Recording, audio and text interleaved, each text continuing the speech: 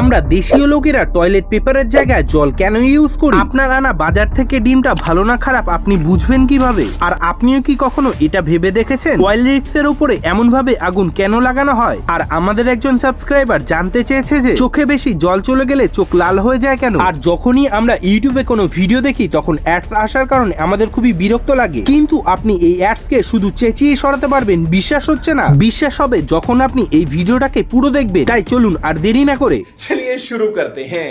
Number 1, এর জন্য কচ্ছপ তার খোলসকে কখনোই ছাড়তে পারে না, কারণ কচ্ছপের খোলস তার জন্য একটা প্রোটেকশনের কাজ করে, সাথে তার শরীরের একটা অংশ হয়। যদি এর স্কেলিটনকে দেখা যায় তাহলে আপনি জানতে পারবেন যে খোলসটা আসলে শিরদাঁড়ার হাড় আর নিজের মাংসপেশির সঙ্গে যুক্ত থাকে। এর সেল 50-এর থেকেও বেশি হাড্ডি দিয়ে তৈরি হওয়ার কারণে এটা তাদের জন্য খুবই ইম্পর্টেন্ট হয়ে যায়। যদি কখনো তাদের সেল ড্যামেজ হয়ে যায় তাহলে ইনফেকশনের কারণে তার মৃত্যু হয়ে যাবে। নাম্বার 2, কারকাল নামের একটা ক্যাট হয় যার কানে 20-টির থেকেও বেশি মাসেলস হয়। আপনি প্রায় দেখবেন যে যেই ক্যাট হয় তাদের কান খুবই ফ্লেক্সিবল হয়, কিন্তু এই ক্যাটের কথাই আলাদা। 20টি আলাদা আলাদা মাসেলস হওয়ার কারণে তার কানকে বহু ডাইরেকশনে মুভ করতে পারে, আর তার কান বহু ওয়েতে অপটিক্যাল হতে পারে। এর জন্যই প্রায় বলা হয় যে পুরো অ্যানিমাল কিংডমে এর কাছে সবথেকে বেশি স্ট্রং কান আছে। নাম্বার 3, আপনি কি কখনো এটা ভেবে দেখেছেন যে অয়েল রিক্সের টপে এমন ভাবে আগুন কেন লাগানো হয়? যদি আপনি ভাবেন যে এটা অয়েল রিক্সকে ভালো আর চমকদার দেখানোর জন্য লাগানো হয় তাহলে আপনি একদমই ভুল। আসলে যখন অয়েল রিক্স মাটি থেকে তেল বার করে তো ওর সঙ্গে ন্যাচুরাল গ্যাস খুবই স্পিডে প্রেসারের সঙ্গে বাইরে চলে আসে। আর আপনাদের তো জানাই থাকবে যে ন্যাচুরাল গ্যাস কতটাই ফ্লোরেবল। এর জন্য এই জিনিসটাকে মাথায় রেখে ওটাকে একটা আলাদা পাইপ দিয়ে বার করা হয়, ওটাতে আগুন লাগিয়ে দেওয়া হয়। আর এমনটা নয় যে মাটি থেকে বার হওয়া সব ন্যাচুরাল গ্যাসে আগুন লাগানো হয়। অ্যাকচুয়ালি আগুন ওই গ্যাসে লাগানো হয় যেটা ওয়েস্ট বা আনওয়ান্টেড হয়। এমনটা না করা হয় তাহলে গ্যাসের খুবই প্রেসার হওয়ার কারণে অয়েল রিক্সে বড় বিস্ফোরণ হতে পারে। নাম্বার 4, বাজার থেকে ডিম কেনার পর আপনার মনেও এই প্রশ্নটা আসে যে এই ডিম কতদিনের পুরনো বা ভালো আছে না খারাপ হয়ে গেছে? জানতে তো ইচ্ছে করে, তাই না? তো চলুন এই ছোট্ট একটা ট্রিক দিয়ে আপনি জানতে পারবেন যে আপনার আনা ডিমটা কতদিনের পুরনো। প্রথমে এই চারটাকে দেখুন, ঠিক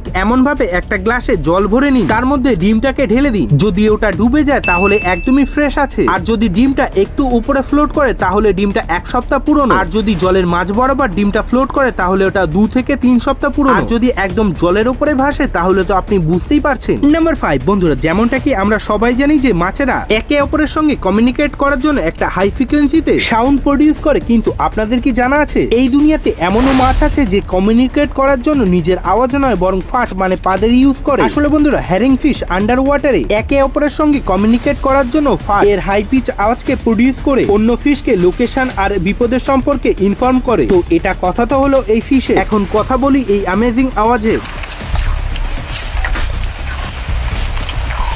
তো বন্ধুরা, এমনই আরো অ্যামেজিং ভিডিও দেখার জন্য এক্ষুনি চ্যানেলটাকে সাবস্ক্রাইব করে নিন। নাম্বার 6, যখনই আমরা ইউটিউবে ভিডিও দেখি তখন অ্যাডস আসে আর আমাদের খুবই বিরক্ত লাগে, বাট আপনি এই অ্যাডসকে চেঁচিয়ে সরাতে পারবেন। বিশ্বাস হচ্ছে না? সনি ব্র্যান্ডের নাম তো নিশ্চয়ই শুনেছেন। আপনাদের মধ্যে তো অনেকের কাছে এই টিভিও আছে, কিন্তু জানেন ওই সনি ব্র্যান্ডের কাছে এমন একটা পেটেন্ট আছে যেটা খুবই ক্রেজি। যদি আপনি কোনো টিভি শো দেখছেন আর ওর মধ্যে অ্যাডস চলে আসে তাহলে সিম্পল ওই স্ক্রিনে চেঁচিয়ে অ্যাডসকে সরাতে পারবেন। বাট এই টেকনোলজিটা এখনো ট্রায়ালে আছে, আশা করছি খুবই তাড়াতাড়ি এই টেকনোলজি দেখতেও পারবো। নাম্বার 3, যখনই আপনি 30-এর হয়ে যাবেন তখন আপনার একটা ফিক্স মিউজিক হয়ে যায়। 30-এর পর অলমোস্ট সবাই নিজের মিউজিক টেস্টটাকে বেশি এক্সপ্লোর করে না। যদি 30 বছর পর্যন্ত আপনি কোনো মিউজিক শুনছেন তাহলে ওটাকে আপনি সারা জীবন শুনবেন। হ্যাঁ, কিছু আলাদা আলাদা লোকেদের জন্য আলাদা আলাদা, কিন্তু বেশিরভাগ লোকেদের সঙ্গে এমনটাই হয়, কারণ আমাদের মস্তিষ্ক ঠিক এমন ভাবেই কাজ করে।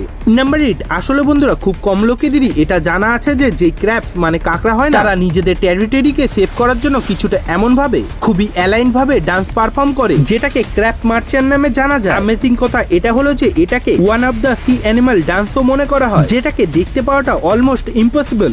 নাম্বার 9, এই ফ্যাক্টটা অদ্ভুত বা মজাদার লাগতে পারে, কিন্তু কি কখনো আপনি ভেবে দেখেছেন যে আমরা দেশীয় লোকেরা এই টয়লেট পেপারের জায়গায় জল কেন ইউজ করি? হ্যাঁ, আমরা মশলাদার খাবার বেশি খাই, বাট এর মানে এটা নয় যে পরিষ্কার তো টয়লেট পেপারও করা যায়। এটার একটা কারণ হতে পারে ফরেনারদের মতন আমরা বিশ্বাস রাখি না যে এমন পেপার দিয়ে পরিষ্কার ভালোভাবে হয় বা আমাদের মন চায় না। পেপার দিয়ে লিটারেলি কতটা অদ্ভুত লাগে, বাট বলে দিই যে এটা খুবই দামি হতে পারে। হ্যাঁ, কিছু রিচ লোকেদের জন্য নয়, কিন্তু একটা মিডল ক্লাস বা লোয়ার ক্লাসের জন্য এটা অ্যাকচুয়ালি দামি হবে অ্যাজ কম্পেয়ার টু ওয়াটার। হ্যাঁ, এটাও সত্যি যে আমাদের জলের ভ্যালু করাটা দরকার। বন্ধুরা, আজকের বোনাস ফ্যাক্ট হলো আমাদের একজন সাবস্ক্রাইবার জিজ্ঞাসাকে জিজ্ঞেস করেছে চোখে বেশি জল চলে গেলে চোখ লাল হয়ে যায় কেন? দেখুন, যদি প্রথমে সুইমিং পুলের কথা বলি তাহলে যারা এই বিষয়টা জানে তাদের মধ্যে অনেকেরই মনে হয় যে ক্লোরিন চোখে যাওয়ার কারণেই লাল হয়, বাট ক্লোরিনে আপনার চোখ লাল হয়ে যাওয়ার সরাসরি কারণ নয়। আসল কারণ হলো আমাদের যে প্রস্রাব আর ঘামে থাকা অ্যামোনিয়া ক্লোরিনের সঙ্গে বিক্রিয়া করে ক্লোরোমাইন তৈরি করে। ওই ক্লোরোমাইন যখন বেশি আমাদের চোখে চলে যায় তখন আমাদের চোখটা লাল হয়ে যায়। আর এর অন্যান্য কারণের মধ্যে আরো একটা হতে পারে যে